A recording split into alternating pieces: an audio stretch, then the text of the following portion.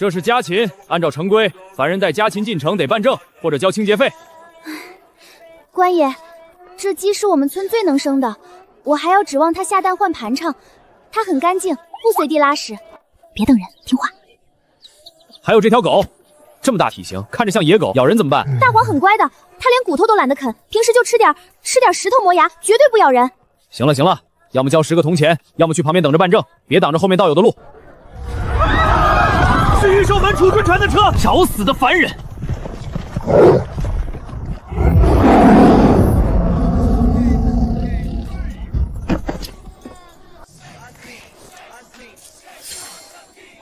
对不起啊，公子，我家狗长得太丑，吓到你的猫。哦，不，老虎了。废话，起来！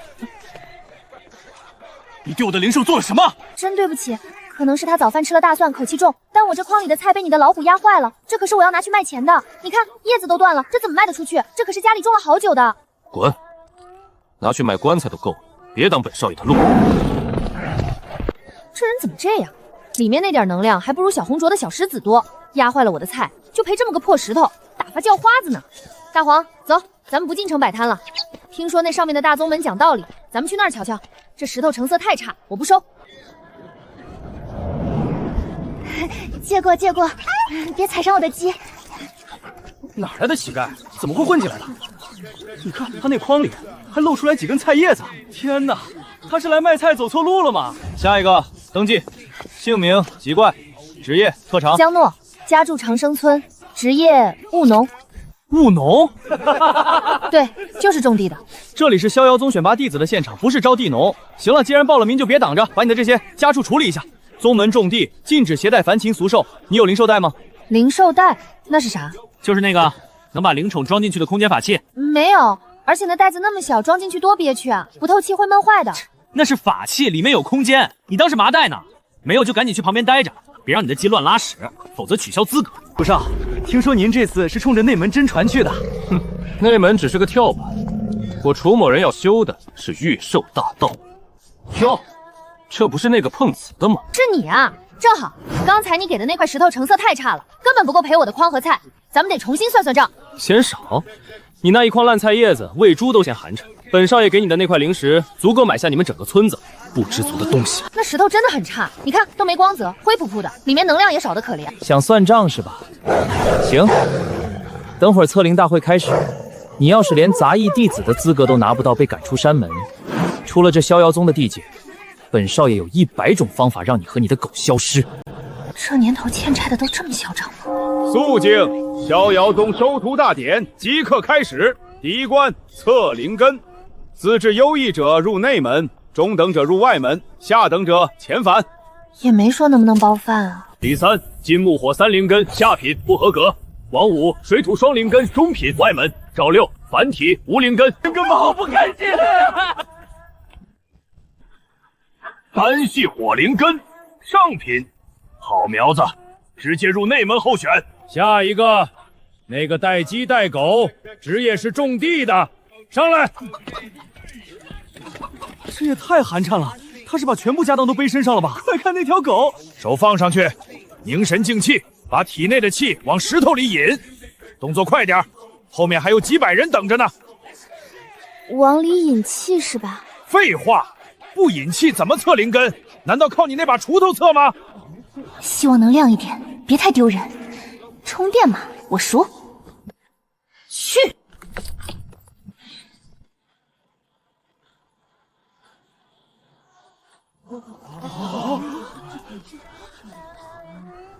这不能赖我吧？长老，这石头是不是过期了？我就轻轻摸了一下，它自己就垮了。真的，我就用了掰玉米的劲儿。死了，灵性被吞噬的干干净净，这根本不是打碎，这是枯死。事先说好啊，我没钱，这属于设备老化，是你们宗门的维护问题，不能讹砸消费者，绝不能上报，否则招来戒律堂审阎王，大家都没好果子吃。肃静！测灵石乃是灵物，自有灵性。方才检测结果已出，没灵根，那石头怎么碎了？那是天生怪力，此女肉身力量极大，又不懂控制力道，蛮力破坏了测灵石的结构支点，这就是个意外。那长老，我这算通过了吗？虽然没有灵根修不了大道，但念在你天生神力也是一种天赋，暂定为杂役级资质，准许参加第2关考核。谢谢长老。那是包吃住吗？第1关测灵结束，第2关生存试炼。这是宗门圈养的低阶秘境，里面投放了大量饥饿的妖兽。你们的任务是在里面生存3天，获取兽核。记住，先入争锋，生死自负。现在入场。我还没准备好。大黄，小红，赶紧了！这地方听起来不像是有食堂的样子，咱们得自己找饭吃了。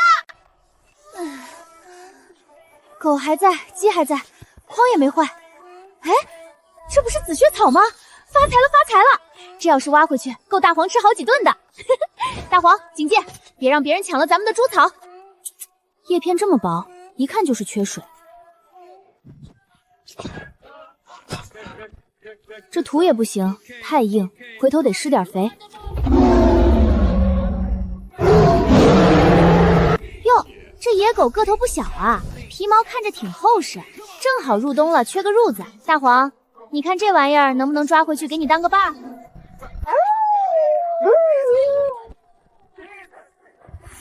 这就吓尿了？刚才看着挺凶的，怎么是个软脚虾？我说这林子里的野狗素质也太差了吧，还没村头王寡妇家的赖皮狗胆子大。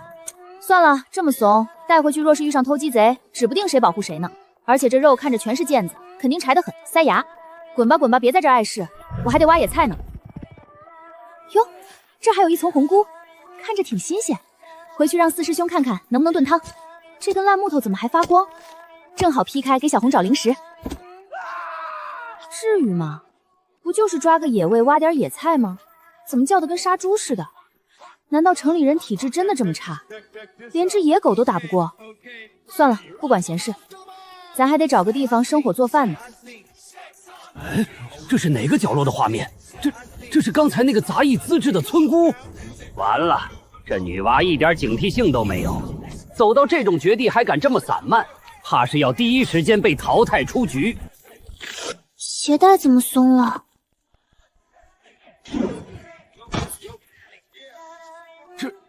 这是运气，这运气未免也好得过头了。怎么感觉刚才挂到了什么东西，黏糊糊的？咦，这树上的蜘蛛网挺结实啊，能不能弄点回去给二师姐织布？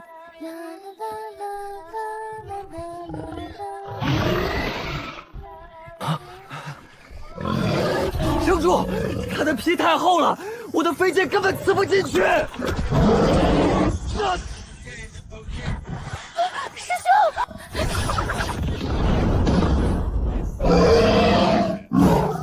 哟，这林子里伙食不错啊，还有野猪。快跑！那是2阶巅峰的铁皮猪，别靠近！小心！跑这么快干什么？这一身肉要是撞淤血了，就不好吃了。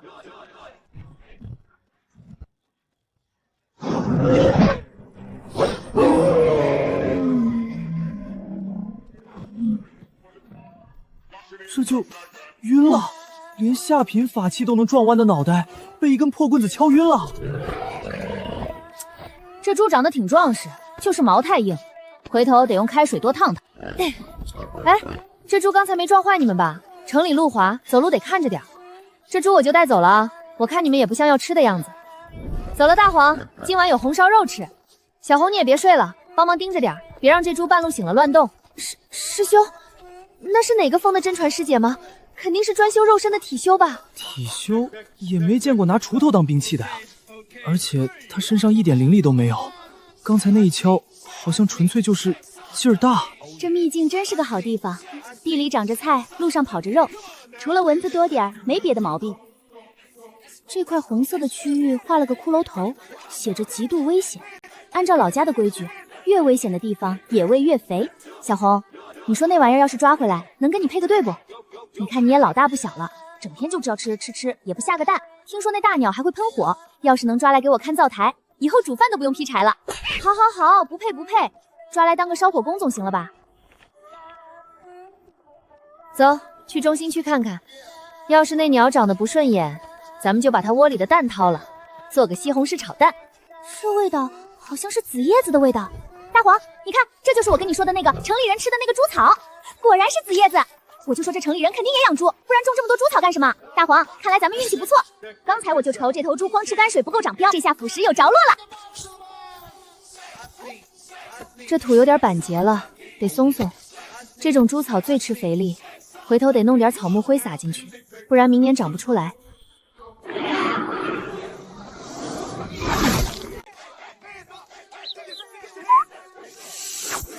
咦，哪来的大虫？哎呀，小红，你这嘴也太快了，这蛇看着有点瘦啊，都没几两肉，估计也是来偷吃猪草的。算了，蚊子再小也是肉，正好回去炖个蛇羹，给你补补身子，看能不能早点下蛋。丰收啊！城里虽然人怪了点儿，但这地里的产出是真不错。这就满了，早知道换个大点的筐了。算了，不管了，先吃饭。正好有香料，大黄，去捡点干柴回来，咱们做个叫花鸡吃。他全拔了，连根都没留，那是紫云花呀，那是明年宗门炼丹任务的指标啊！师叔，他不仅拔了，他还在给地松土。松个屁的土！你看他那是松土吗？还是让丹顶阁的那帮老葫芦看见，非得气得当场吐血不可！师叔，那现在怎么办？要不要去阻止他？阻止？怎么阻止？你没看见那条2阶碧鳞蛇是怎么没的吗？那是只鸡啄的，你去还是我去？不管了，反正这也不是我的要员，那是丹顶阁的地盘。这女娃子有点邪门，这可是生死试炼秘境，所有弟子争分夺秒的抢积分，她居然在考场里搞野炊。这肉看着有点柴，全是腱子肉，一看就是平时飞太多了。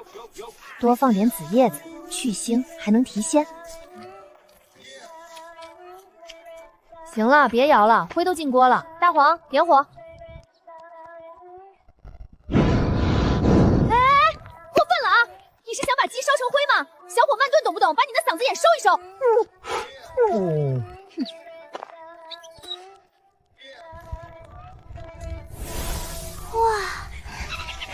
好香啊！看来这紫叶子确实是个好东西，下次得多弄点。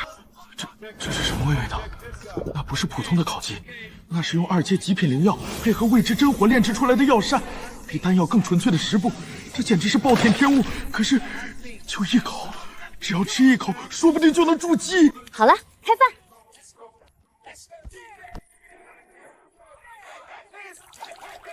急什么？烫死你俩！这只先给我尝尝咸淡。那个，作为监考官，我有权检查考生的作案工具。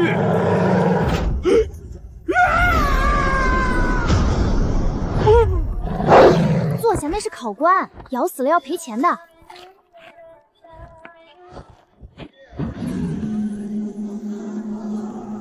这就吃撑了。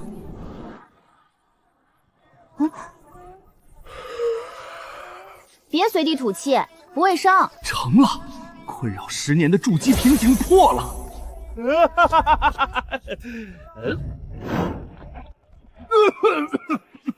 那个，这位弟子，刚才本执事是在检验你的试炼成果。哦，检验结果怎么样？熟了吗？熟了，不是，这不是重点。这五彩锦鸡是压轴考题，你要把它带出秘境才算得分。现在鸡没了，进了考官肚子算不算带出秘境？毕竟你也得出去不是？算你通过，但这事儿检验过程不必外传，懂我意思吗？那我的分满分，这只鸡算你满分捕获，赶紧走，别在这儿晃悠。这考官人还怪好的，要是多喂2只，是不是能保送内门？快走快走，记得把火灭了，别留下痕迹。大黄，干活了。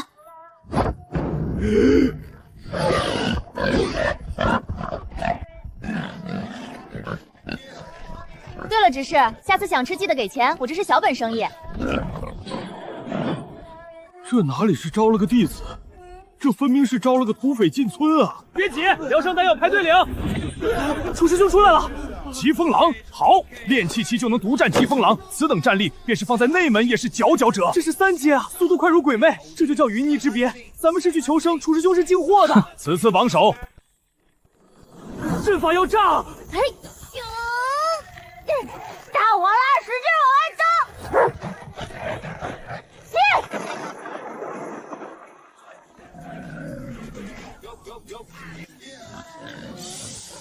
不可能！胡闹！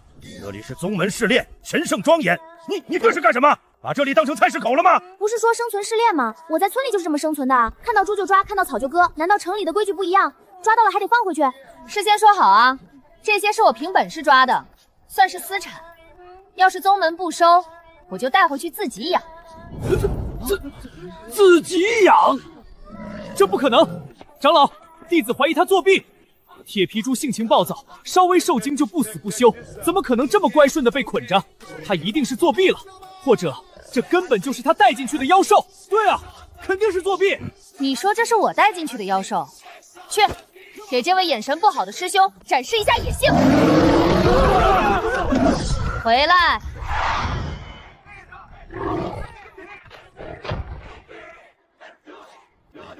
乖，还没到饭点，别闹。现在信了吗？这真的是野生的，劲儿可大了。行了，试炼只看结果，不问过程。既然带出来了，就算成绩。但这外门广场乃是清净之地，不是屠宰场。赶紧把你这些牲口给我拖走，立刻，马上！哦，还有这筐紫云花半生藤，本次外门试炼积分榜首江诺，总分1280。接下来各封选图，剑锋只收剑修胚子，此女无灵根，一身泥腥气，连剑都拿不稳。我们要了何用？去砍柴吗？砍柴我熟练，只要管饭，砍多少都行。对了，你们那剑结实吗？能改个锄头吗？荒谬！下一位。暴殄天物，把紫云花当猪草捆，这种不懂怜香惜玉的粗人，进了我不死风也是炸炉的货，坚决不要！那草长得太快，我不捆紧点，它们自己会跑啊！你听听，这叫人话吗？若是让他进了御兽峰，传出去说我们靠喂猪食驯兽，岂不是让人笑掉大牙？此女手段粗鄙，不合我封道统，不要。都不管饭啊，那这第一名有什么用？能不能折现或者给块地也行啊？有些第一不过是个笑话，没有灵根，这修真界就没有你的位置。回乡下种地去吧。杂役峰，杂役峰，那地方不是疯了吗？地底下全是煞气，普通弟子进去待个把月就会折寿。宗主是个整天醉死的疯婆子，连长老都打。那里清静，确实适合你这种人。毕竟那是连宗门的看门狗都不愿意去撒尿的地方。那是煞气腐蚀万物的味道，只要吸入一点，就会坏了根基。煞气，这不是肥力发酵过头的味道吗？长老，那个山头全是我的。除了峰主居住的院落，其他地方随你处置。无论是种地还是干别的，没人管你。有地有房，还有野物。行，我去。大黄、小红，走了，咱们有新家了。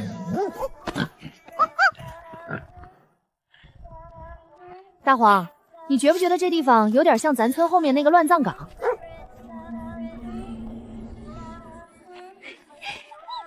到了，只要锄头挥得好，没有荒山变不了宝。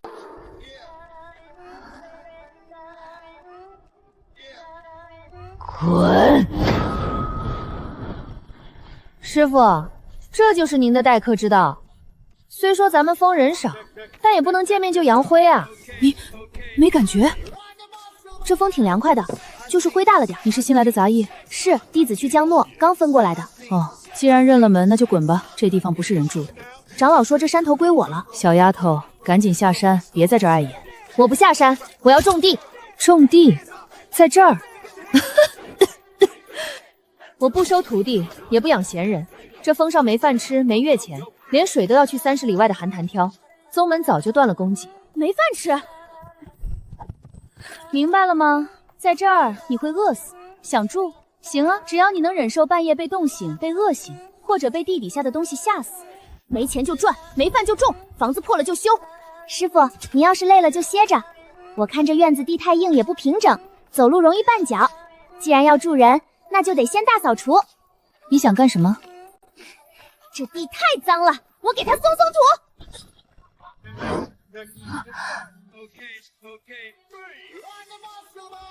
这土有点紧啊。起！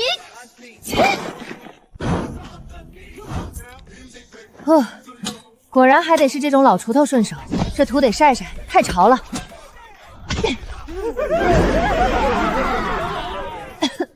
这院子多久没扫了？全是灰。这哪里是在除草苏土？这分明是用纯粹的肉身力量强行修改天地规则。那把破锄头到底是个什么东西？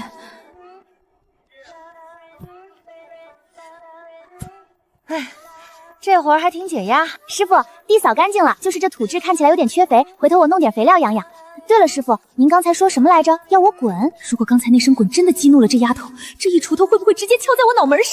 我是说，既然地都翻了，那就别滚了，把地弄脏了还要我收拾。好嘞，师傅，您放心，我干活麻利，保准把这山头收拾得跟花果山似的。那师傅，我住哪儿？那间原来是关灵寿的，空了几百年了，你自己收拾。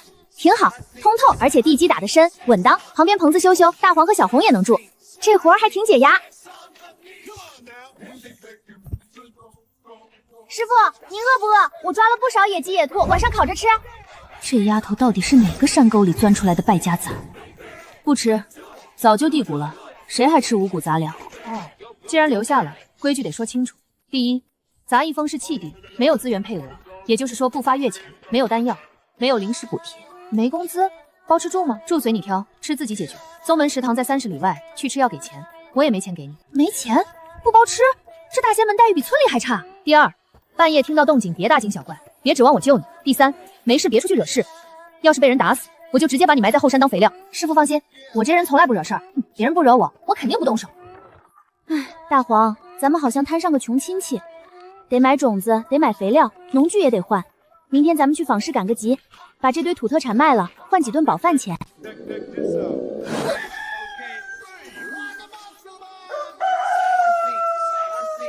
走，大黄，咱们进城卖菜去。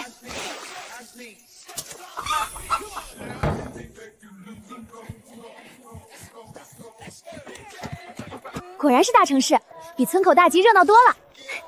卖菜啦，自家种的野菜，刚抓的野花，便宜卖啦！小姑娘，你这卖的什么啊？看着跟杂草似的，一点灵气波动都没有，凡俗之物吧？大哥，你识货，这是正经山野菜，生吃清脆，大补。还大补？这一点灵气波动都没有，凡俗之物吧？这纹路，这气息。大爷，您看来点，这萝卜啊不，这野菜刚出土的，新鲜着呢。您给个10成价，2块那个亮石头我就卖。2块零食，你管这叫野菜？2块零食，小姑娘，你这可是……大爷，您这也太不实诚了。看您穿的人模狗样的，怎么拿废石头糊弄人呢？不卖了，不卖了！城里人真穷，连块像样的石头都拿不出来，还想买我的好东西？算了，留着自己吃吧。这一趟不仅没赚到钱，还搭进去最后几个铜板买了肉包子。城里人真穷，连块像样的石头都拿不出来。既来之，则安之。这房子是纸糊的吗？笑什么笑？看来只能自己动手了。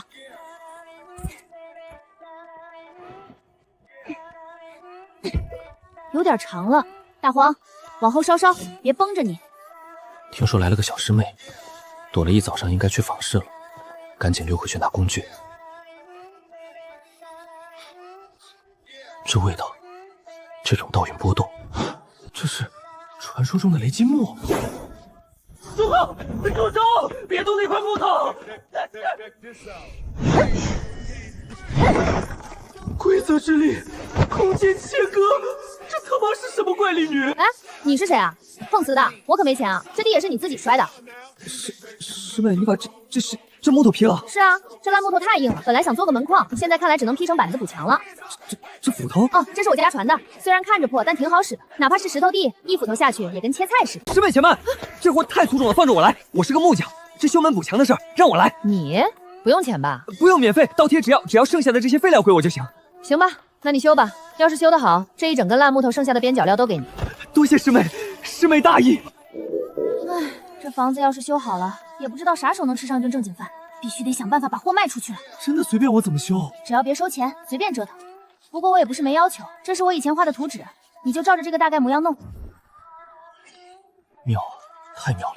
这里流出的空隙看似窗户，实则是生门与死门的转换点；这里的凸起看似烟囱，实则是用来汇聚天地煞气的阵眼。师妹，这就是你要建的房子？是啊，给家里那群不听话的小崽子们画的窝，还得防着黄鼠狼偷袭。你看能不能做？能做，必须能做。哇，全自动施工队啊！这木匠活做的够专业的。天机百炼，起！哎，那个门槛弄高点，省得以后下雨倒灌。还有窗户，结实就行。明白，防御等级拉满。师妹，幸不辱命，您验收一下。看着倒是不漏风了。我去，也太智能了吧，声控的。这是为了方便生活。行啊，三师兄，手艺不错。就冲这把会自动接屁股的椅子，也得给你个好评。这料子确实不错。三师兄，剩下的木头渣子你拿走吧，回头帮我再打个洗脚盆。用雷击木做洗脚盆？怎么不够？要不我那一笼野菜你再挑2根走。够了，足够了。饿了，本来该请你吃顿饭的，但我这儿也没开火。师妹要是饿了，这个点大师兄应该在膳堂备菜。免费吗？杂役峰弟子管饱。你怎么不早说？大黄带你去吃大户。既然是管饭的，第一次见面也不能空手去，正好带点土特产过去加个菜。拿这个去夹菜，希望大师兄的心脏能承受得住。肉质松散，毫无弹性，里面的灵气驳杂的像阴沟水，这种垃圾也配进我的锅？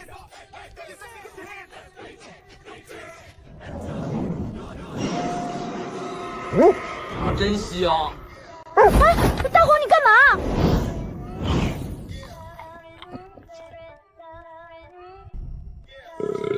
哪来的野狗，竟敢吞我的火！师兄，别冲动，这是家养的，不是野狗，它不懂事，它就是饿极了，别杀狗啊！饿极了，吞了我的本命火种，它确实不饿了。正好我的锅空着，今晚就吃狗肉。别叫，不想变狗肉火锅就闭嘴！师兄，我赔你还不成吗？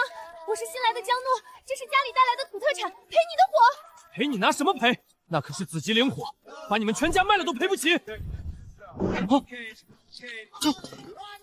这是那个，要是嫌少的话，我筐里还有。这野菜味道有点苦，大黄都不爱吃。你要是不嫌弃，我全给你留下，就当是这死狗的买命钱了，行不？你管这叫野菜？是啊，山里到处都是。师兄，这把菜够赔那个火吗？不够的话，筐里还有几根萝卜，不过那个更难吃，那是喂猪的。够，太够了。这种等级的灵菜必须用9转回灵切法，保留每一丝药性。那个师兄，大黄好像有点消化不良。杂质没了，这狗的胃竟然把暴虐烟火气消化了，这分明是个活体炼油炉啊！火有了，起锅。做个饭还要放烟花？成了，尝尝。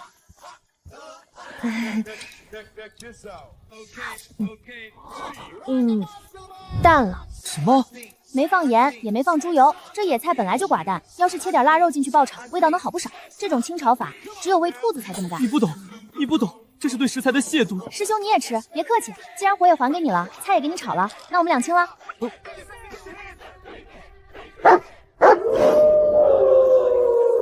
糟了，这味道太冲，别把狼招来了。快吃，销毁证据。醒啦，师兄，你身子骨也太虚了，看个做饭都能晕过去，菜是一根都没剩。看你晕了，那块赤宗猪肉切了一半，怪浪费的，我就顺手给炖了。你怎么做的？加水扔肉，放点花椒大料。哦，看肉有点腥，从筐里抓了一把干辣椒扔进去。干辣椒，那是长在岩浆边缘的极品烈阳猪果。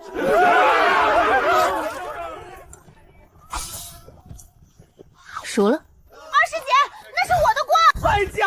烈阳猪果做调料，紫金天火余温慢炖，这一口汤市价至少50虾饼零食，给我盛一碗，吃进肚子里就是赚的。都别抢，排好队，把碗拿来。吃掉半条灵脉，吃掉半条灵脉，烹饪粗糙。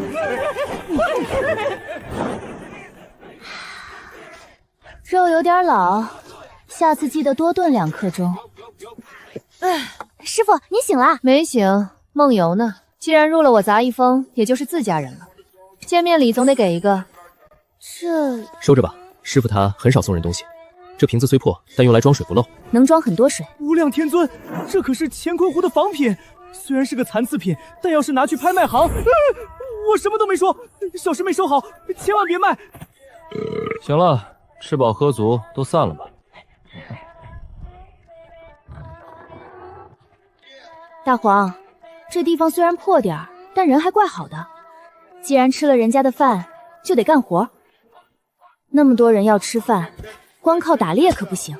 明天开始种地，这就是四师兄口中稍微有点贫瘠的地，这哪里是贫瘠，简直是恶土。地不行就得养。大黄，去那边趴着，别崩一身泥。那灰气是积攒了1000年的地煞阴毒，沾上一点都要烂皮肉，也就这主子敢把它当沼气闻。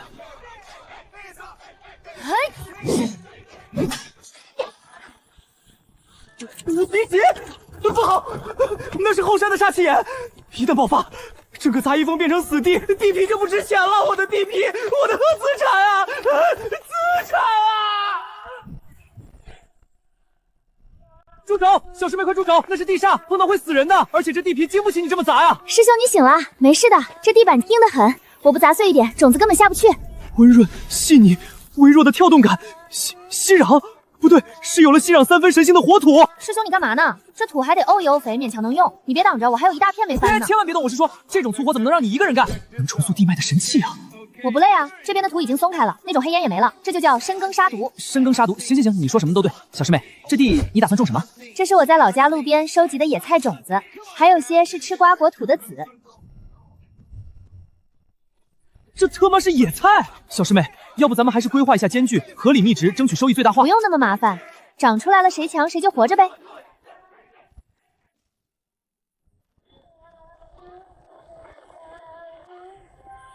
看好地，要是被鸟啄了，今晚没饭吃。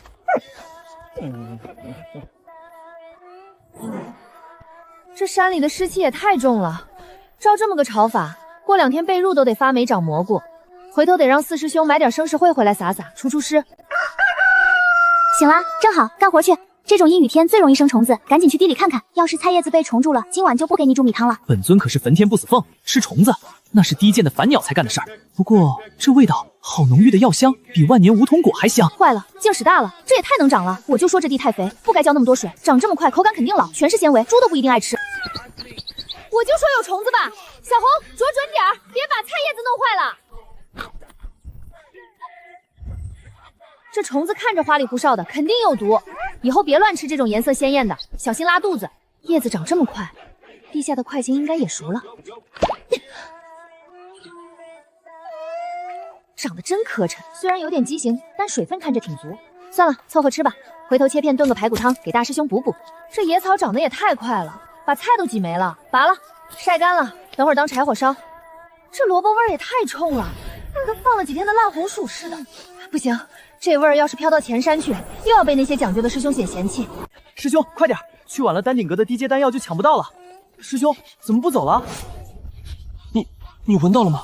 好香，我感觉我的瓶颈松动了。这股气息，这是异宝出师，发财了！连护山大阵都没有的垃圾地方，就算我当面把东西拿走，亮他们也不敢放半个屁。暴殄天物，简直是暴殄天物啊！这就是那个新来的杂役江诺，一个凡人居然守着这么一座金山，这就是原罪。奇怪，怎么感觉有一股贼眉鼠类的味道飘过来了？大黄，既然不是家贼，那就是外贼了。隐形的，看来这杂役峰风水确实好，连幻影魔术这种稀罕的大耗子都有。蝼蚁就是蝼蚁，死到临头都不知道，这可是能延寿500年的神药啊！哼，怎么可能？这里只有一个凡人。好大一只耗子，敢偷我的菜！跑这么快，刚才手感明明很扎实，像是砸中了一块硬邦邦的老树根，而且那只大老鼠身上好像还闪了一下金光，像是某种硬壳虫受到攻击时的应激反应。现在的害虫进化的有点离谱啊，不仅会隐身，还自带发光甲壳。还好萝卜没丢，也没被咬坏，差点就踩坏庄稼了。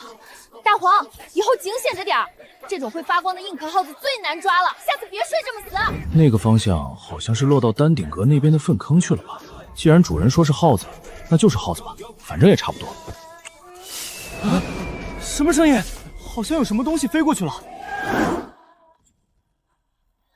那是个人吧？看着有点像丹顶阁的长老服饰。别瞎说，丹顶阁长老怎么会被人像扔石头一样扔出来？你说什么？严海峰那个老东西被扔出来了？是，千真万确，有人亲眼看到严长老浑身是血的从杂役峰方向飞出来，直接砸进了乱石堆，到现在还在昏迷，据说连本命法宝都碎了。严海峰可是金丹初期，看来那个江诺果然有问题。师兄，现在外门都在传说杂役峰有护山凶兽，我们要不要暂避锋芒？哼，避？为什么要避？严海峰那是蠢，竟然敢一个人偷偷摸摸进去，肯定是被阴了。既然有凶兽传闻，那正好，那个村姑不是仗着那只凶兽嚣张吗？那就让他看看什么才是真正的御兽手段。传令下去，把赤焰虎给我喂饱了。明天一早，我要带人去杂役峰拜访一下这位新邻居，顺便帮宗门除个害。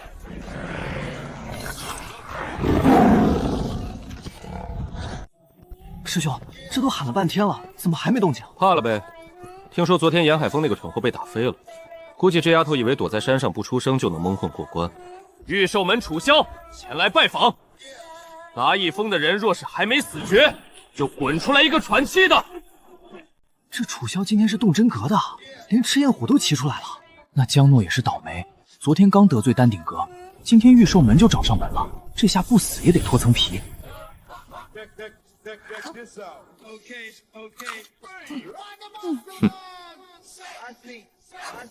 这么多人，都是来赶集的吗？来的正好，我这一筐刚挖的大萝卜正愁没地方卖呢。我看你们带了这么多大猫小狗的，是不是也缺饲料？我这萝卜水分足，牲口最爱吃了。江诺，我是来查案的。查案？有人偷菜？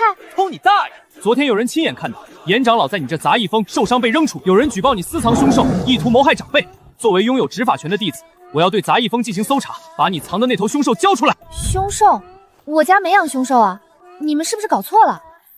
就这就是你的灵宠？这玩意儿，这就是给我封狼塞狗肉火锅的吧？这种垃圾货色也配叫灵兽？真是笑死人了！他叫大黄，很乖的，从来不咬人，你们别吓着他。吓着他？既然你不肯交出凶兽，那就别怪我自己动手整。赤焰，给他点颜色看看，让这没见过世面的土包子知道什么才是灵兽。哼！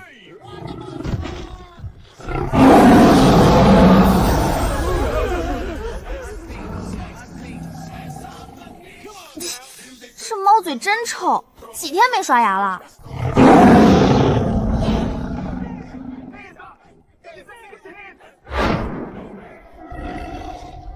大黄别怕，姐姐在呢，它不敢咬你。要是这大猫敢动嘴，我就给它拔牙。你们看，这村姑居然想用肉身帮一只土狗挡灾，她是不是脑子被门夹了？赤焰虎一爪子下去，这俩都能变成肉泥吧？哼，说不定那土狗吓尿了，正好降救火。江诺，既然你要护着这只废物狗，那就别怪我不客气。赤焰，给我上！不用咬死，断它2条腿，顺便让那只土狗知道什么才叫真正的兽中之王。完了，这要出人命了！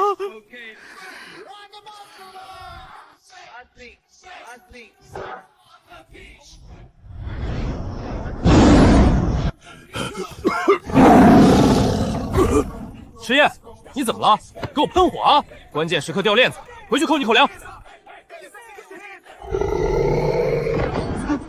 一股寒意顺着脊椎骨直冲天灵盖。大黄别怕，它好像哑火了。你看，这就是纸老虎，光会冒烟，不会喷火。师兄，你看赤焰。赤焰怎么了？这废物今天是不是吃坏肚子了？赤焰。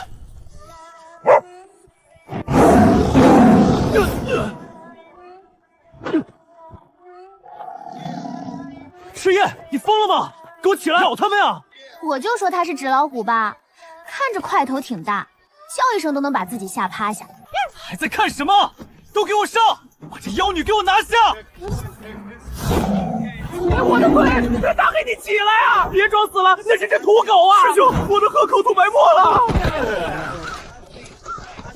那个，是不是没给他们吃饭啊？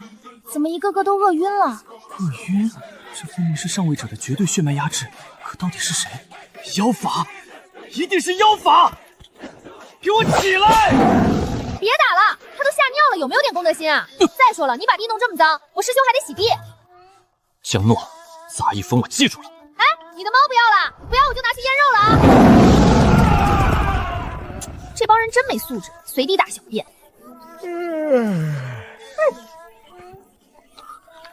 一只土狗不可能有这种威压，那就是江诺用了什么禁药。滚开，废物！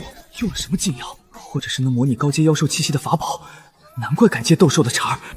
哼，作弊是吧？装神弄鬼是吧？既然你的狗能吓出几只家养的灵兽，那我倒要看看，面对真正的受潮，你那些下三滥的手段还有没有用？真没素质！下次再敢随地大小便，我就让大黄咬你们屁股。还好包没坏。我的衣最好的衣服，上次村口王大娘加了3层线呢，才几天啊！姓楚的，下次别让我看见你，赔我衣服钱。去，越舔越脏。二师姐，这么巧啊，你也出来散步？正好。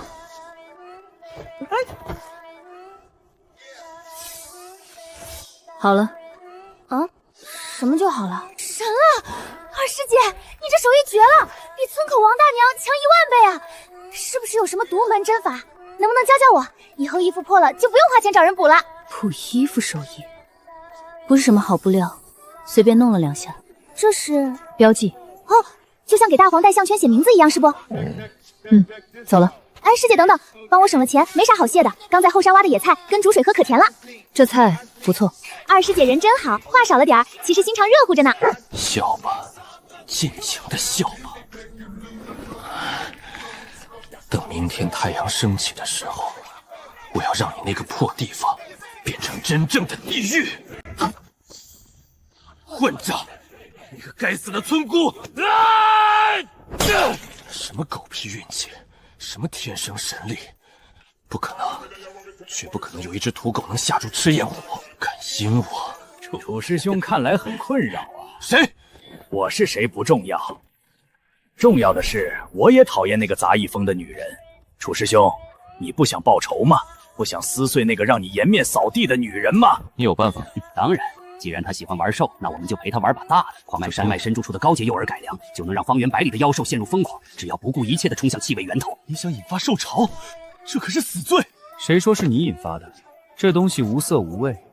你想，一个没有灵力的杂役弟子，私藏禁药引发兽潮，导致宗门受袭，到时那个沈直圭会亲自把他送上斩妖台。这东西真的查不到我头上。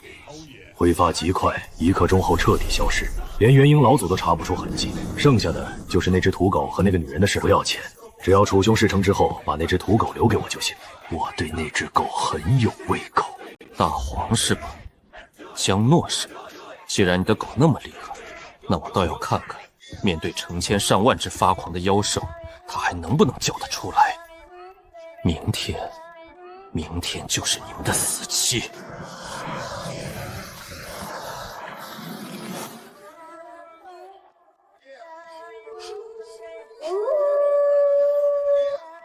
7、8、9，加上地里那批快熟的野菜，要是能找个识货的买家，下个月大黄和小红的伙食费就有着落了。怎么了，傻狗？看什么呢？那边黑漆漆的，难不成还有骨头飞过来？饿了？也是，今天虽然吓唬了那帮坏人，但没怎么动手，是不是没消化好？行了，明天给你们加餐，我去后山挖点那种红色的蚯蚓给你们吃。好大的腥味儿！要变天了，这风有点邪乎，别把我的菜苗给吹折了。长结实点啊，别怕风吹。你们可是要卖大钱的，谁要是给吹坏了，我就把谁填坑里当肥料。安静点儿，大晚上的别扰民。大师兄明天早上还要备菜呢。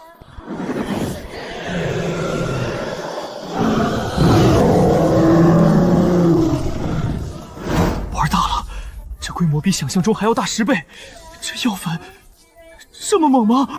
这么恐怖的兽潮，筑基期修士也会被踩成肉泥。江诺，这次我看你怎么死！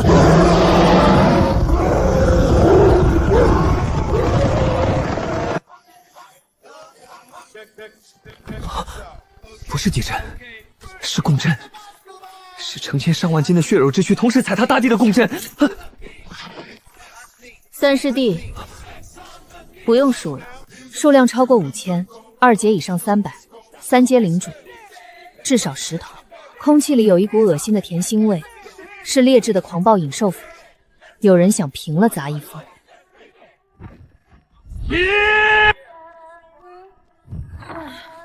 大晚上的拆房子呢，动静这么大。小师妹，回去！是兽潮，是兽潮，快躲进地窖！兽潮？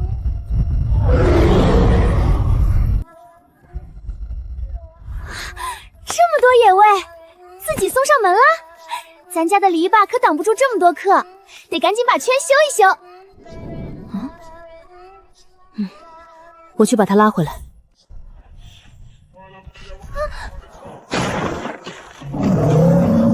对，就是这样，撞上去，死吧，村姑！我要把你被踩的画面传遍整个九州，农女惨死受体。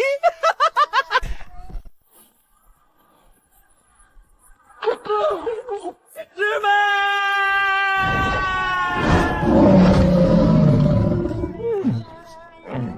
急什么急？没看见还没开饭吗？敢动我杂役风的人，不管你是几阶畜生，都得给我变成肉片！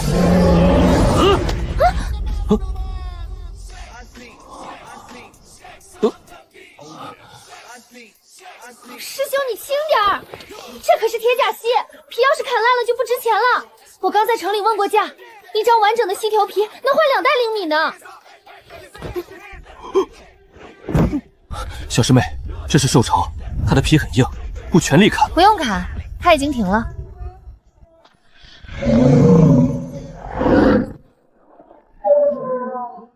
长得倒是挺结实，就是怎么这么脏？跑这么快干什么？赶着投胎啊？看看你把院子踩成什么样了，这地刚平整好。师兄，你把刀收一收，你看把他吓得肉都要变酸了。这不可能，野兽粉失效了，还是这头犀牛本来就是个软蛋，只有一头停下有什么用？后面还有几千头，我看你怎么让他们全都停下！哎呦，别急坏了，那头带花纹的猪那是五花肉啊，别踩，踩烂了口感就不好了。大师兄，我们要动手吗？动个屁！再去拿几个大盆来，看样子小师妹又要搞批发了。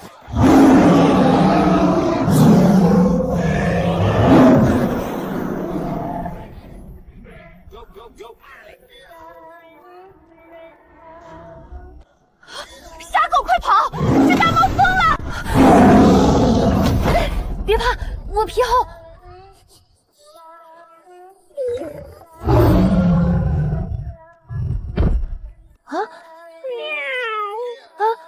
你不是来咬人的？我就说嘛，哪有动物不爱惜命的？看把你饿的，连火都喷不出来了，居然还要靠卖萌讨饭吃。刚才那一跳是饿晕了吧？我还以为你要吃我家狗呢。那是3阶巅峰，只吃活人心肝的凶兽啊！他在干什么？学猫叫，给人舔鞋。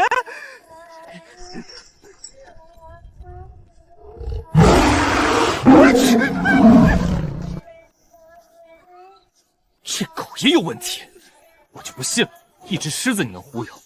这一山坡的没有脑子的兽潮，我看你怎么忽悠！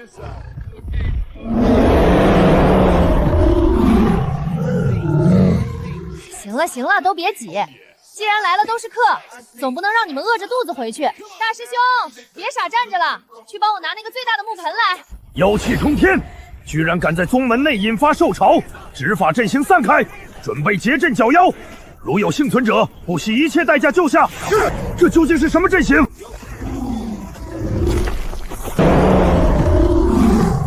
那边的狼崽子沟趴浅了，再挖深2寸。狼之妖兽是不是集体被人夺舍了？杂役风弟子江诺，一派胡言！这空气中明明还有没散尽的狂暴引兽粉残余气息，这是针对宗门的袭击，证据确凿，还敢狡辩？你这么一说，确实有股臭烘烘的味道，我还以为是刚才那帮御兽门的人留下的故臭呢。大叔，我家狗说，那个乱撒臭粉的变态就躲在那棵树上。谁？滚出来！御兽门真传有效，私藏灵药引挖兽潮，图谋不轨，跟我去斩妖台走一趟吧。绝了！你们看那头铁甲蜥，吃完饭居然还会自己把盆舔干净叠起来。御兽门那群家伙还得天天奏乐喂丹药，结果人家一盆剩饭搞定，这就是吹嘘了半年的兽王之威。杂役风同款饲料配方，只要10块下品零食，买不了吃亏，买不了上当。混账！这群人都是瞎子吗？那是妖女，她在用妖术迷惑灵兽。什么喂饭？那是妖法。可是师兄，大家都在说江诺可能有特殊的亲和力天赋，甚至有人说御兽门该去请教一下。闭嘴！既然他说那是他家的劳动力，那我就成全他。联系界剧堂沈副长师，我要实名举报杂役峰江诺私通妖族，囤积兽兵，意图谋反。动作快点，那边的风狼别偷懒。太棒了，全是免费的生物引擎，这头狼的扭矩起码有3000斤。不错不错，看来只要管饭，妖兽比人听话多了。是不是该让野鸡精去后山捉虫子了？江诺，你饲养妖兽成群，囤积兵力，意欲何为？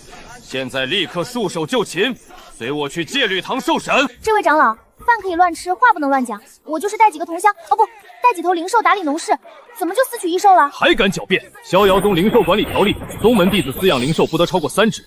你所欲数量，若披甲列阵，足以惊扰一方凡界城池。这我有啊，进城的时候我就办了，花了80文呢。你在戏弄本座，拿这种凡俗废纸来糊弄戒律堂。况且，就算这2张算数，你这里起码有3000头，剩下的2998张证呢？他们是自愿来帮忙的义工，不属于我的私有财产。既然不是我的，为什么要我办证？荒谬！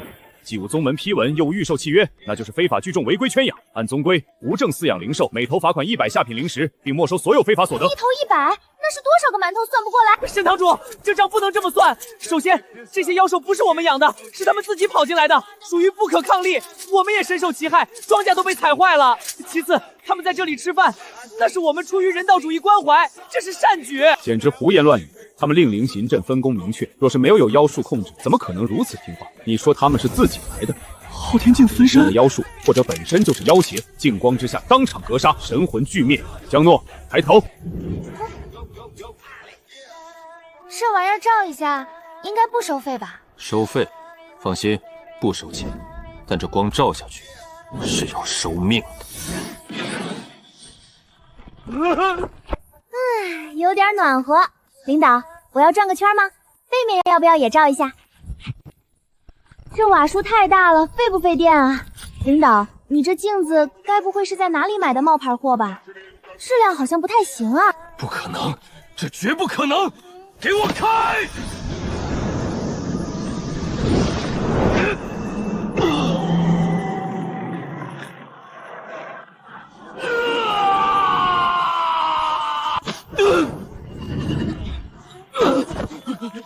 眼睛，说别看我，别看我！那个领导，我就说这镜子质量不太行吧？刚才都听见响声了，还要硬开，这算是自然损耗吧？这次不用我赔吧？无妨，无妨。昊天镜年久失修，阵法回路老化，导致灵力逆流。方才本座强行催动，遭了反噬，与这位弟子无关。我就说嘛，刚才那事响听着就像是零件松了。那领导，既然是工伤，我就不负责修了吧？既是工伤，那沈堂主可得好好养养，毕竟年纪大了，还要操心这操心那的，身子骨确实容易脆。既然镜子碎了，腰也照了，没什么事的话，我也就不留各位吃晚饭了。毕竟我们这杂役风穷，没什么好招待的。神风入校。本座自然不计，既然招妖将未显妖弟子，便不算勾结魔道。但是根据逍遥宗灵兽管理条例第18条第3款规定，杂役风属生活区域，非预售专用场地。凡私自饲养灵兽者，需办理灵兽饲养许可证，缴纳环境保证金，通过安全性评估，且单人饲养数不得超过3只。江诺，你这一眼望去，怕是不下3000只吧？这已经不是违规饲养，这是非法屯兵，是严重扰乱宗门秩序。我有证啊，进城的时候我就办了，你看。那是入城证，不是宗门养殖证。更何况，就算是证件齐全，超标也是事实。这么多妖兽聚集，吃喝拉撒谁负责？产生的煞气谁处理？万一失控伤人，谁担责？既然不是妖邪作祟，那就是管理不当。按宗规，违规饲养超标，按头罚款，每头以100下品灵石，外加环境污染费、精神损失费。这是今天的罚单。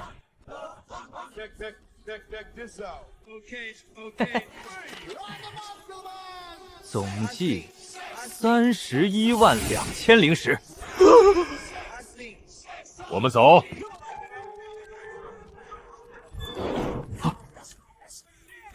30万，整整30万下品灵石，这还没完！沈之贵还启动了风险管控程序，也就是说，咱们不仅欠了一屁股债，现在就算有钱，只要是宗门供应链里的东西，统统对我们禁售。那外面那些，这帮家伙一顿要吃多少？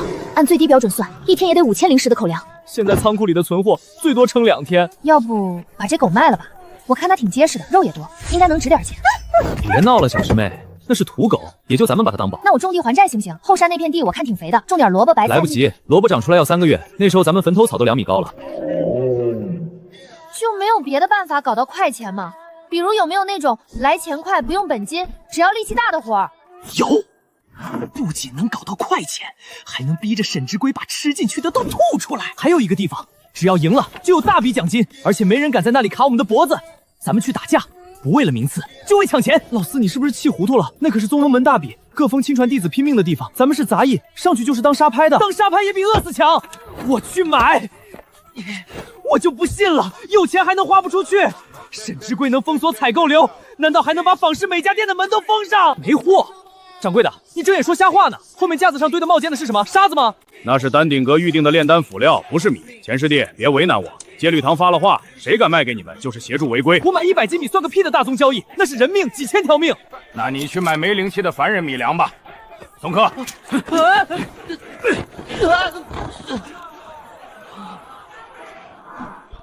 怎么回事？这可是生命力极强的起死回生草啊！没水，丹顶阁切断了水脉，流过来的全是血药废水，带毒。这些苗是被毒死，断人水源，毁人庄稼，就跟杀人父母没区别。既然不想让我好好种地，那这规矩咱们也不用守。没水没粮，要不把妖兽放了，咱们凑合饿一顿。既然铺子不卖，咱们就去大自然进点货。我看那分明是行走的食材库和不要钱的肥料堆。师兄们把锅架好，水烧开，今晚咱们吃点好的。小师妹，你真的要把这株九叶紫菌放进去？这可是炼制还魂丹的主药，市价3000灵石。放，不吃饱怎么有力气想办法？再说了，那玩意儿有点苦，记得多放点辣压一压。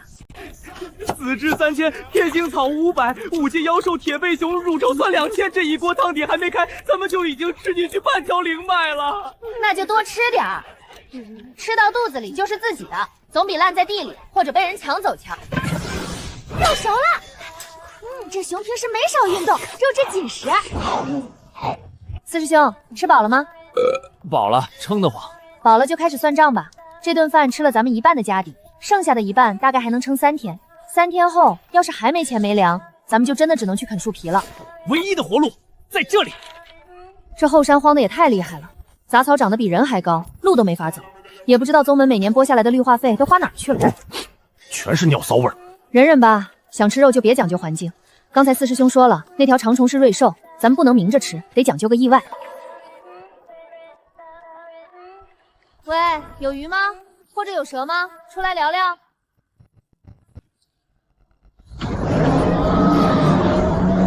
哟，这么大个儿，这得能炖多少锅啊？皮挺厚，做皮甲不错。脚有点歪，磨成粉应该能止血。肉质看起来有点柴，估计得用高压锅压一会儿。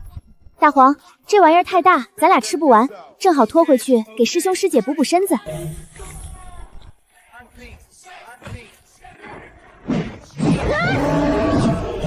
静点，吵到邻居睡觉了。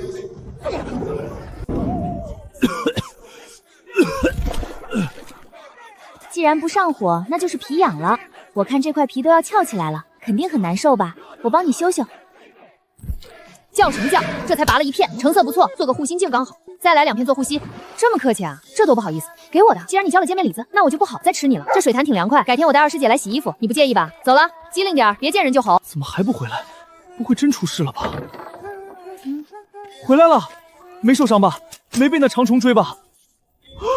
这是5阶蛟龙的逆鳞，还有龙血菩提，你把它宰了？没宰，活得好好的。四师兄，你最近算账用脑过度，补补。让让，别挤坏了我的算盘。小师妹，待会儿报名费我来交，你只要负责按手印就行。记住，咱们这次是去赚钱的，别把报名点的桌子拍坏了，那是要赔钱的。知道了，师兄，我今天脾气很好的。姓名：所属风头，修为境界。江诺，杂役风，修为力气比较大。赵执事，通融一下，宗规也没说杂役弟子不能参赛啊，以前不都有先例吗？那是以前，今年沈副堂主刚下的新规矩，为了防止低阶弟子在擂台上白白送命，有损宗门颜面，凡杂役弟子参赛，必须持有封主亲笔签发的生死令。生死令？那是核心真传弟子才需要的担保文书，我们只是报个名，哪需要这个？规矩就是规矩，没有封主令就滚一边去，别挡着后面的人。这位师兄，意思是只要我有封主令就能报？对，不过我劝你别白费力气了，你那个酒鬼师傅现在估计正抱着酒坛子做梦呢，哪有空管你们这些小杂役的死活？